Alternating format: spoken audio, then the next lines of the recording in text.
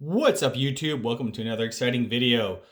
Today's video, I'm going to be addressing all the craziness that's going on in the markets. If you guys are into things like personal finance and stacking gold and silver, investing, please like the video, subscribe to my channel, check out my website, My Road to Wealth and Freedom. The link is in the description below. Just published my passive income report, although I'll admit it's mostly online income. Go check that out. Quick disclaimer, I'm not a financial advisor. Channel's for entertainment purposes only. So please do your own research, consult with a financial advisor before making any investment decision like buying gold or silver or following any of the strategies that I discuss on this channel. It's just for entertainment purposes only. Okay, wow. So Friday was a bad day on the markets. Yesterday, everything sold off. And today, it's shaping up to be not that much better. Quick review. I'm looking at this about noon, June 14th. I always get mixed up with my days. Yeah, Tuesday, June 14th. Gold is at $18.12. Silver, $20.90. Oil's at about 123 bucks a barrel. Bitcoin, which has been just massacred over the weekend and yesterday, is $22,611 US. Of course, that changes in a flash. The 10 years at 3.439, and where everybody's waiting tomorrow for the Fed to hike 75 basis points or 0.75%. If they come in shy of that, just expect a massive rally. That's my sort of prediction, although who knows what might happen. It's times like these, though, if you guys are watching this, I'm sure you'll agree, owning physical gold and silver after what we've seen over the weekend and what went down yesterday in the cryptoverse with Celsius. Anyways, I wanted to bring that up. There's a couple articles that I've been looking at here, and here's one from the CBC. I'll just kind of pull you back here. Crypto market crashes, the newest trading platform Celsius freezes up. So yes, I guess this, I'll just kind of read a little bit. I highlighted some things. Bitcoin and other cryptos plunged through the weekend and into Monday as high inflation sent investors running for the exits and caused major trading platforms to seize up. The sell-off prompted a major crypto exchange called Celsius to halt withdrawals on Sunday evening, meaning investors can't access their funds. So I guess Celsius was a place where you would go lend them or keep Bitcoin or Ethereum or whatever on deposit. They would go lend that out and give you some exorbitant, crazy high interest rate. As I said, Celsius was offering depositors returns of more than 18% in exchange for keeping their cryptos on the company's platform. And it just goes on to say it was similar to what we saw with Terra and the collapse of Luna back in May. They were promoting their services as a better savings account, but in the end, you're just another unsecured lender, said Corey Clipston, CEO of Swan Bitcoin, who is skeptical of Celsius business models for years. Yes, so pain in the crypto market. But where it involves Canada and investing in kind of, Quebec pension plan Casta Depot, which has a history of making terrible mistakes. In the subprime crisis, in the 08 market collapse, Quebec's pension basically went bust. The CAS in Quebec is one of the financial backers of Celsius and gave them a $400 million investment last November. Of course, this is what I mean. Everyone's in at the top. You got major pension funds, and of course, the buy and hold, yes, you have the hodlers saying they know all this stuff and they're ready and it won't happen to them. Quick disclosure, I do own a small position in Bitcoin. I've been in and out of Bitcoin for the past, couple of years, not in any significant way. By that, I mean, I never more than about a $500 investment. I just can't, I'm not a huge believer in it. But I don't want to have zero in it, I guess. Anyway, that's definitely not investment advice, because as you see what happened over the weekend, I have bought a little bit throughout this crash. I mean, I'm talking like $100 investment at a time. So it's not like I'm throwing, you know, huge sums of money at it. And it's certainly no, I look at it as a lotto ticket essentially. When I go buy a lotto ticket, you know, I never expect to see that money again. And that's kind of my approach to Bitcoin and crypto. Um, I do believe in holding it off the exchange. So, you know, if you might have like a device like a ledger, um, yeah, I highly recommend, as with gold and silver, store self custody your crypto and store it off exchanges. Because again, like this is what we ran into with the trucker convoy back in February. You know, crypto exchanges were read the riot act by you know, government saying that, you know, you can't fund the trucker convoy or whatever, and this, that, and the other. That's why, again, you know, crypto is supposed to be freedom. It's supposed to be all this stuff. We all know the buzzwords and taglines and that type of thing. The reality is that if you, it's just like gold and silver. If you don't hold it, you don't own it. And my first experience in the crypto world happened about 5 years ago now, and I was involved with the fiasco and debacle at Quadriga CX. I'm not sure if you guys, if you guys have been into crypto for a while, then you'll know that name. Basically, I had some. I didn't own Bitcoin at the time. I had Ethereum, and I didn't know how to like self custody it or whatever at the time. And I had it on this exchange called Quadriga CX. It was a really good exchange, and blah blah blah. The guy goes to India and dies. So they say there's conspiracy theories surrounding what happened here, but literally millions of dollars worth of crypto were in cold storage wallet, and nobody had access. Nobody had the keys except for this one guy who's dead. There's lots of fishy stuff that's gone on with that. But yeah, anyway, that's all I know. That's all I can say. Anyway, basically, I lost it all. Now, again, at that time, it was more than a $500 investment. I'm not happy to kind of lose it all, but that it's kind of a wake up call and an eye opener for crypto. And that's like, you know, that Mount Gox exchange crashed. Like they're always getting hacked. And anyway, it's just prudent if you're going to be in that space to self custody it and, you know, keep it in cold storage off the exchanges. If you need to use it or spend it, I mean, there's ways to do that little by little. Anyways, I'm not going to dwell on that. My next article is from here in Canada. Just saw this. Nearly 1 in 4 homeowners say they'd have to sell home if interest rates rise more, according to a survey. Now, this is a survey.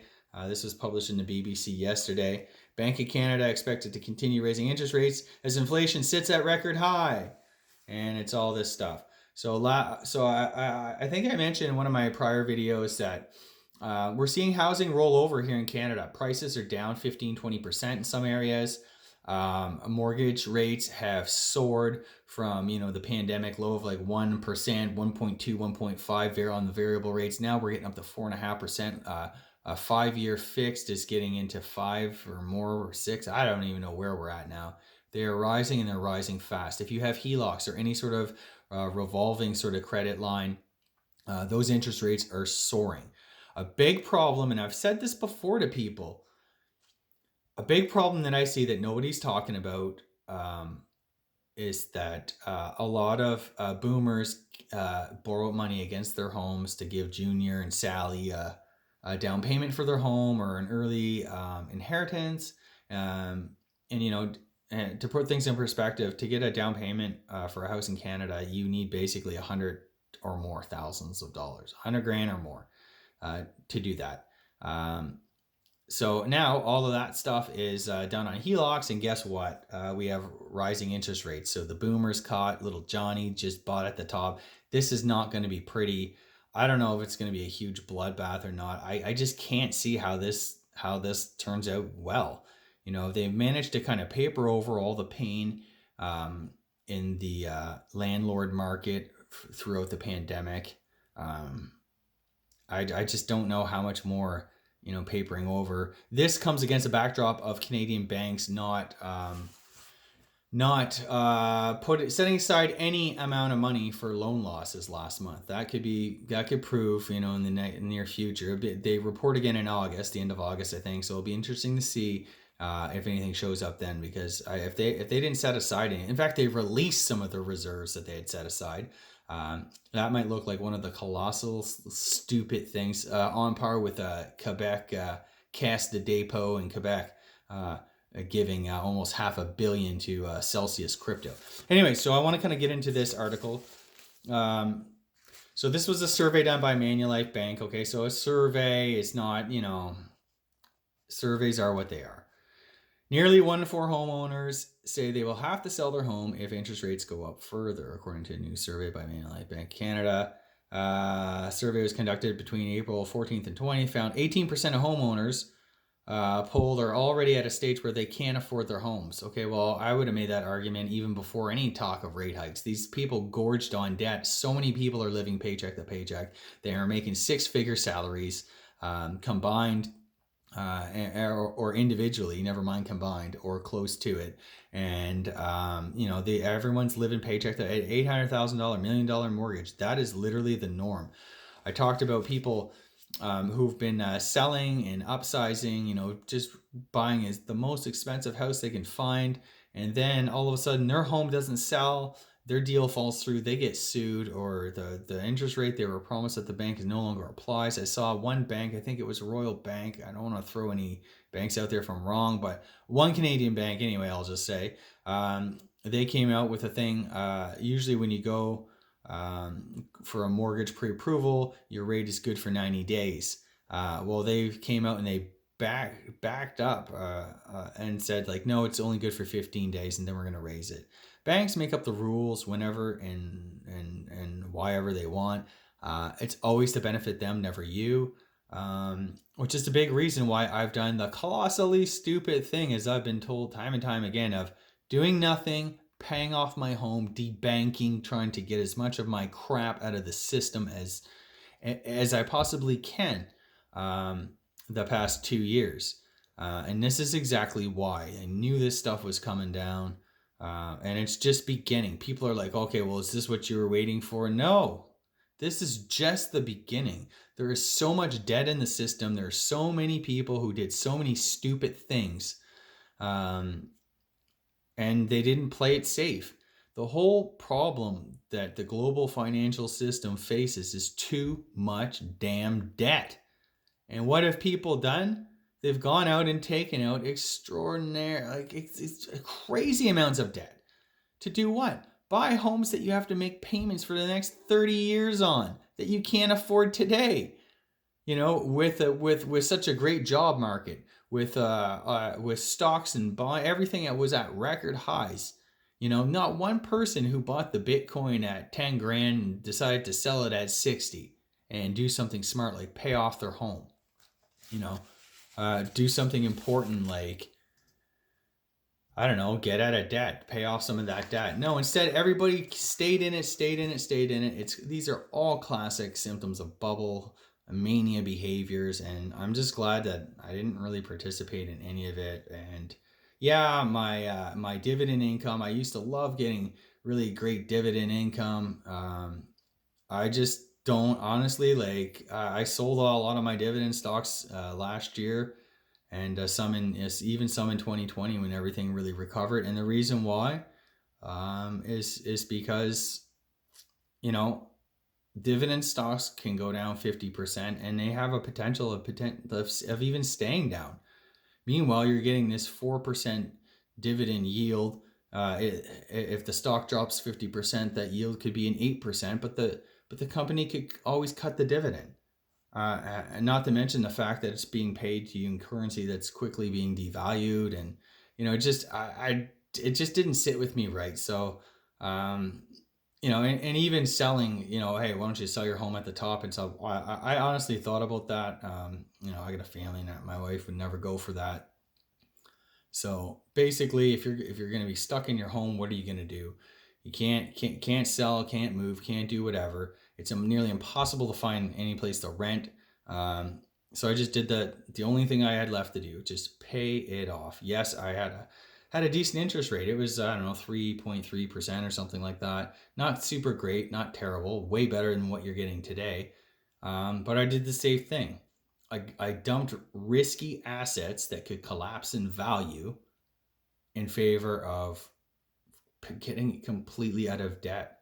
And no matter what comes, no matter what crisis is happening over the horizon, I won't have to worry. My family's not going to have to worry about, can we afford our mortgage?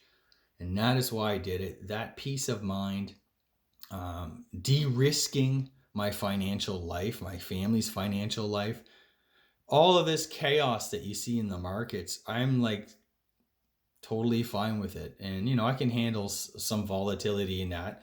But there's an old saying, and this just goes to the cornerstone, I guess, of like what is true wealth and wealth building.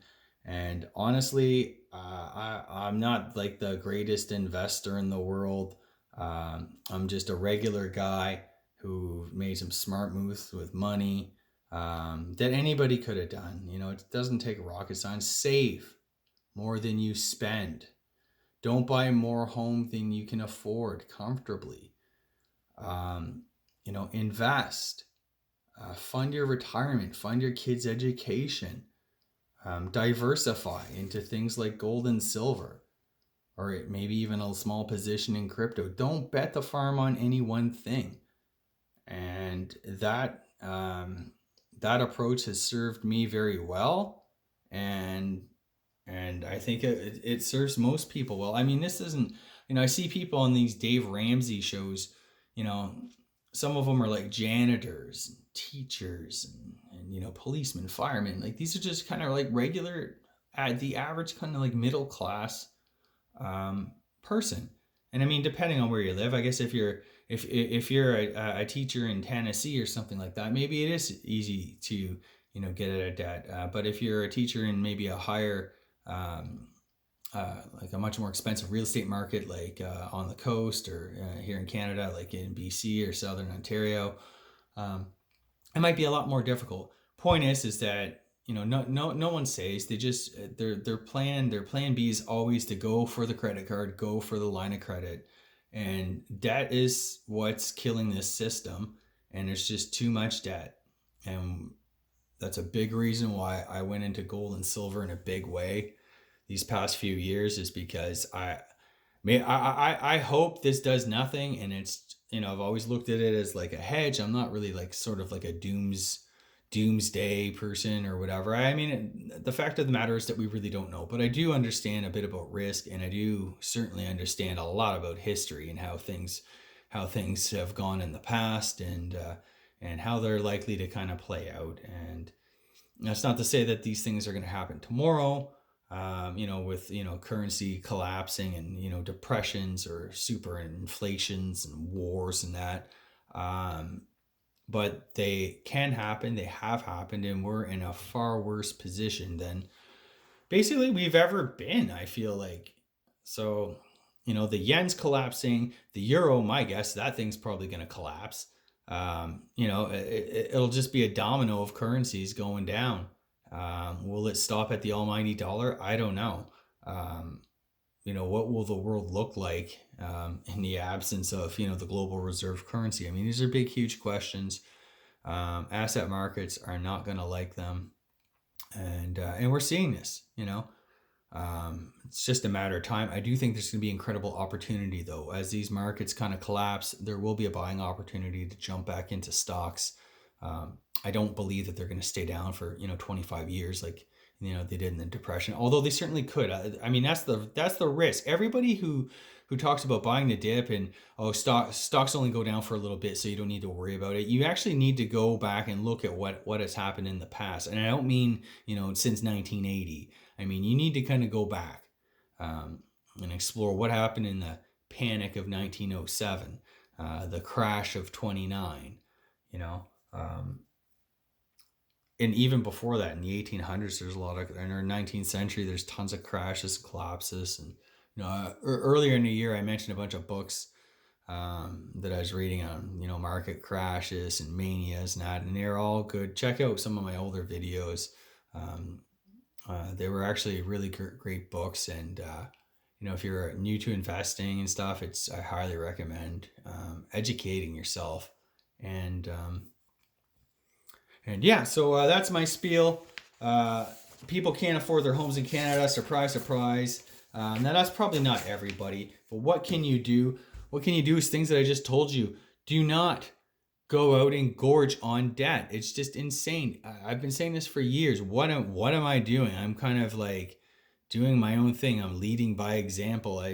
I don't want to be in debt. I don't, because debt is super limiting and it can completely destroy your life, your standard of living. Especially now when people have been encouraged by a decade of record low interest rates to take on as much debt as they possibly can afford, and then only to have interest rates skyrocket while you're sitting there hodling hundreds of thousands of dollars, maybe even millions in debt. Okay, good luck with that. You'll be eating ramen noodles or beans and rice for the rest of your life. Save some cash, and even have a little bit of cash in your home outside of the banking system. And do I see banking like things would have to be pretty bad to see a Canadian bank go down. However, in the 08-09 bust, we had 3 Canadian banks that were kind of teetering. They could have gone down if it weren't for the finance department and Bank of Canada kind of stepping in and stuff like that. So there was lots of things that had gone on.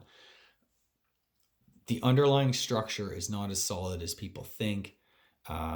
What we just saw back in February with the government telling banks to basically freeze accounts of anybody who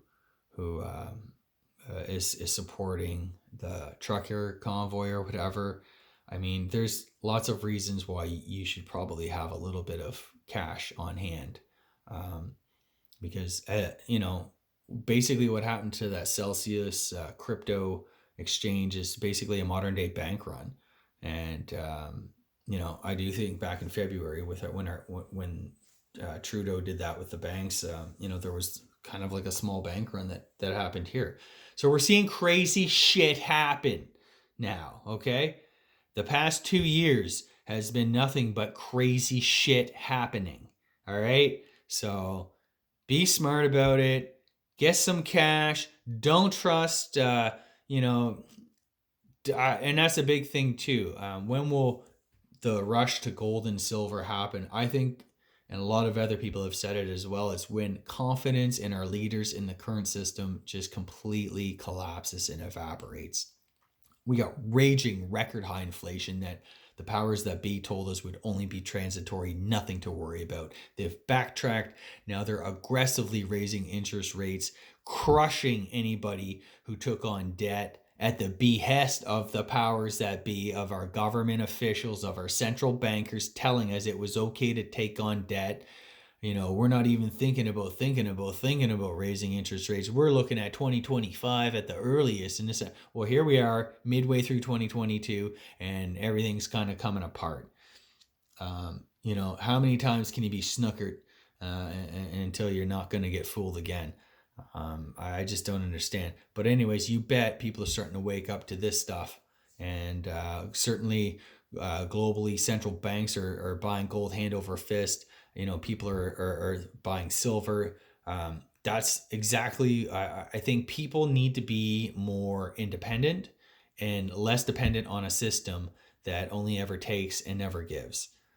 Or what it gives with one hand, it takes away. The next ball to drop is going to be higher taxes. Of course, everybody knows that. And where's that going to come from? Oh, let's tax the rich. Well, there ain't no rich people, or there's not enough of them, as I've said a million times. That's going to fall on the shoulder of the middle class. And again, now we have hefty interest rates. Our cost of living has soared. We're being killed with inflation. Now we get higher taxes to boot. Oh, gee, thanks. Wake up. Start having assets outside of the system, whether it's kind of real estate, affordable real estate, that you've paid for in cash, is you're not holding mortgages over it. Things like gold and silver, some cash at home in your own possession, crypto that's off the exchange and in cold storage wallets, self-custody it. That is my and I would say even it's worth having, like, I see a lot of preppers on YouTube, and some of those guys have gone to great lengths to kind of truly prepare for, I don't know, Armageddon or whatever. But I just think for the average family, for the average person, it's even just smart to kind of stock your shelves a little bit. If you have I don't know, 5 boxes of cereal in a month, well, then maybe buy those today and have those, buy groceries for like a month out, or then maybe 2 months out or something like that. As much as possible, non-perishable things. It's kind of good to have a stock of food, especially with all the supply chain disruptions. All of these food processing plants are like blowing up, and fires and stuff. It's all over the States. There's been a couple in Canada as well. Just kind of really strange, all of these things. I don't want to launch into conspiracy theories and that, but I just think like a lot of the stuff that people are like, oh, you're so crazy buying gold and silver.